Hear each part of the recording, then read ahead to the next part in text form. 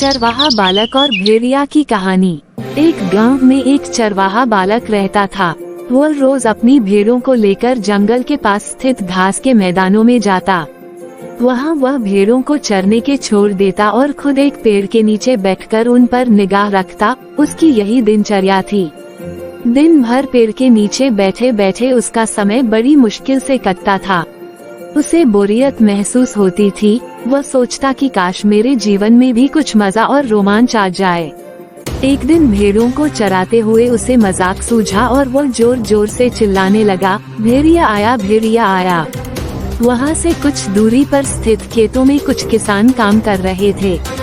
चरवाहे बालक की आवाज सुनकर वे अपना काम छोड़ उसकी सहायता के लिए दौड़े चले आए। लेकिन जैसे ही वे उसके पास पहुँचे, वह ठहाके मारकर हंसने लगा।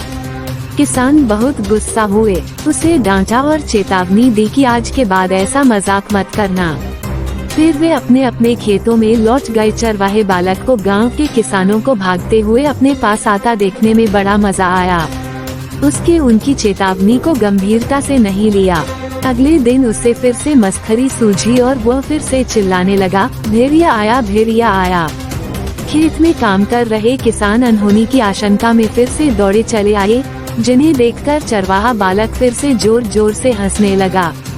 किसानों ने उसे फिर से डांटा और चेतावनी दी, लेकिन उस पर इसका कोई असर नहीं हुआ। उसके बाद जब तब वो किसानों को इसी तरह भेड़िया आया कहकर बुलाता रहा। बालक के साथ कोई अनहोनी न हो जाए, ये सोचकर किसान भी आते रहे, लेकिन वे उसकी इस शरारत से बहुत परेशान होने लगे थे। एक दिन चरवाहा बालक पेड़ की छाया में बैठकर बांसुरी बजा रहा था कि सच में एक भेड़िया वहां आ गया। वह सहायता के लिए चिल्लाने लगा, भेड़िया आया, भेड़िया आया।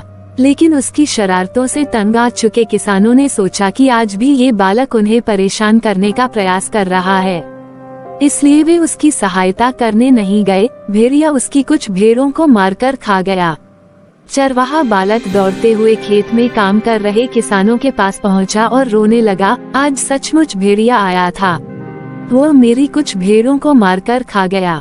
किसान बोले, तुम रोज हमारे साथ शरारत करते हो, हमें लगा कि आज भी तुम्हारा इरादा वही है। तुम हमारा भरोसा खो चुके थे, इसलिए हम में से कोई तुम्हारी मदद के लिए नहीं आया। चरवाहे बालक को अपनी गलती का एहसास हुआ और उसने प्रण लिया कि वो फिर कभी झूठ नहीं बोलेगा और दूसरों को परेशान नहीं करेगा। कहानी से सीख, बार बार झूठ बोलने से लोगों के विश्वास पर चोट पहुंचती है और उनका विश्वास टूट जाता है। किसी का विश्वास पात्र बनना है तो हमेशा सच्चाई के साथ रहिए।